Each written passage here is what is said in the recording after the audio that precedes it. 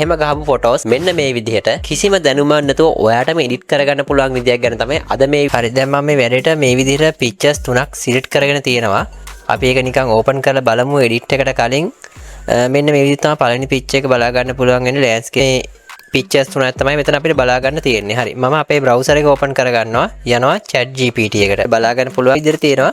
ඊට පස්සේ මේකට මේක බලන්න අපේ කලර්ස් එහෙම හොඳට ලස්සනට ඇවිල්ලා තියෙනවා. ඒ වගේ මට ඕනේ පොඩ්ඩක් මේකේ බෑග්ග්‍රවුන්ඩ් එක බ්ලර් කරගන්න. මම මෙතනම ටයිප් කරනවා blur the background කියලා. ලස්සනට එඩිට් කරගන්න අපිට ඕන මේකේ බෑග්ග්‍රවුන්ඩ් එක බ්ලර් වෙලා තියෙන ගතිය තව ප්‍රොම්ප්ට් එකක් දීලා ඔයාට change කරගන්න පුළුවන්. අපි තව ෆොටෝ එකක් ඇඩ් කරලා බලමු. මම මෙතන යනවා add photos and files edit කරගන්න කියලා. wow නේ බලන්නකෝ. අපේ original image එක බලන්න. මෙන්න original image එක කොහොමද image එක. ඔයාගේ photos ලස්සන කරගන්න පුළුවන්.